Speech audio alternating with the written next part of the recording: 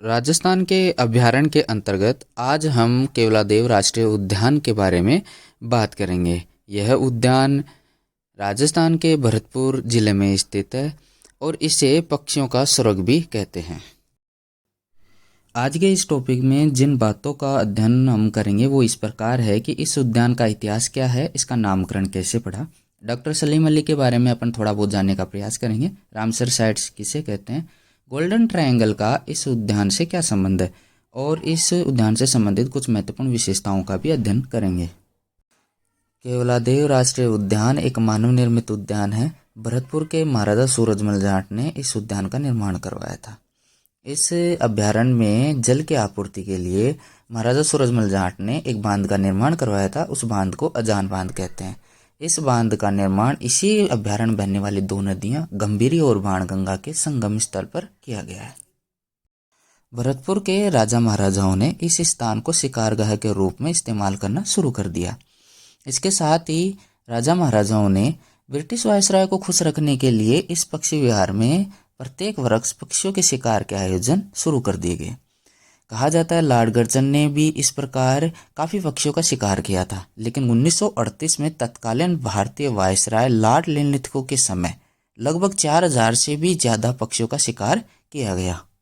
केवलादेव घना पक्षी विहार, जिसे पहले भरतपुर पक्षी विहार भी कहते थे, इसके नामकरण के पीछे कारण यह है कि इस उद्यान में भगवान शिव का मंदिर है, यानी महादेव का मंदिर है, और उस महादेव के मंदिर का नाम ही केवलादेव महादेव शिव मंदिर है, जो आज भी इस उद्यान में स्थित है। इस वजह से इस उद्यान को श्री केवलादेव राष्ट्रीय उद्यान कहते हैं।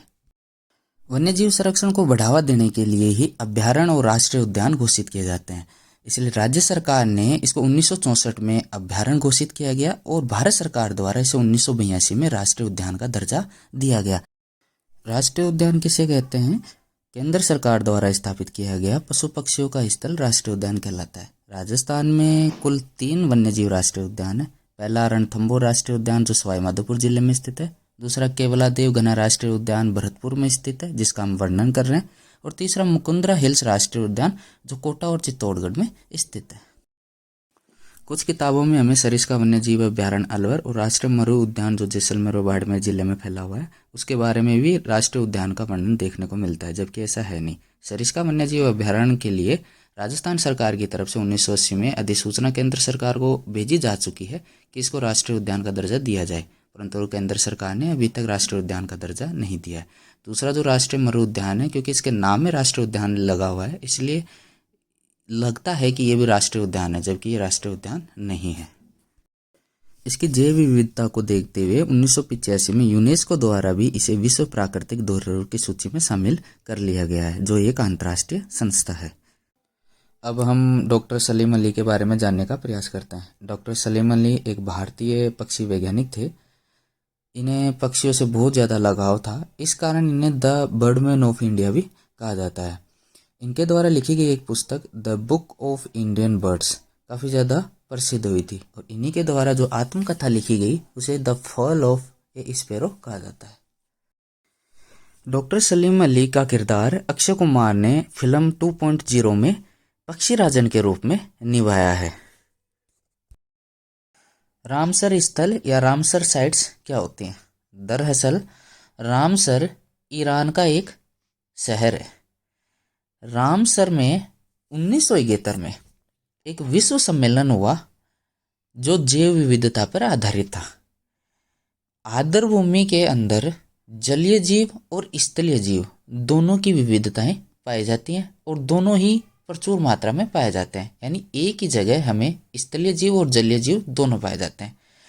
तो इस विश्व सम्मेलन में यह तय किया गया कि विश्व भर की इस प्रकार की जैव विविधताओं वाली जगहों को बचाया जाए और उन्हें रामसर साइट्स का दर्जा दिया जाए। प्रत्येक वर्ष 2 फरवरी को विश्व आर्द्र दिवस के रूप में मनाते हैं। विश्व आर्द्र दिवस की थीम 2019 के लिए आर्द्रभूमि एवं जलवायु परिवर्तन थी, 2020 के लिए आर्द्रभूमि एवं जैव विविधता थी और 2021 के लिए आर्द्रभूमि एवं जल है। राजस्थान में 2 रामसर साइट्स हैं, पहली केवलादेव जिसका हम वर्णन कर रहे हैं और दूसरा सांबर झील। भारत के 3 शहर दिल्ली, जयपुर और आगरा को जोड़ने वाले मार्ग को गोल्डन ट्रायंगल कहते हैं। ये टूरिस्ट के लिए बहुत ज़्यादा प्रसिद्ध है। भरतपुर का यह अभयारण्य भी इसी मार्ग पर स्थित है। अगर हम इसकी विशेषताओं के बारे में बात करते हैं तो यह एशिया की पक्षियों की सबसे बड़ी प्रजनन स्थली के रूप में माना जाता है। यहाँ पे उदबुलाव भी मिलता है जिसको जलमानुस भी कहते हैं। इसे हिम पक्षियों का शीत बसेरा भी कहते हैं। पक्षियों के स्वर्ग आदि नामों से ये प्रसिद्ध है। यहाँ पे साइबेरियन सारस जो साइबेरिया से आते हैं, इनको पर्यटक बहुत ज़्यादा देखना पसंद करते हैं। इनको जो साइबेरियन सारस है इनको कट्टू घास पसंद होती है। शीतकाल में तो यहाँ यूरोप, अफगानिस्तान, चीन, मंगोलिया तथा रूस आदि देशों से पक्षी उड़ते हुए आते हैं। सर्दियों में ही यहाँ रहते हैं और जैसे गर्मी की शुरुआत होती है ये वापस उड़कर चले जाते हैं।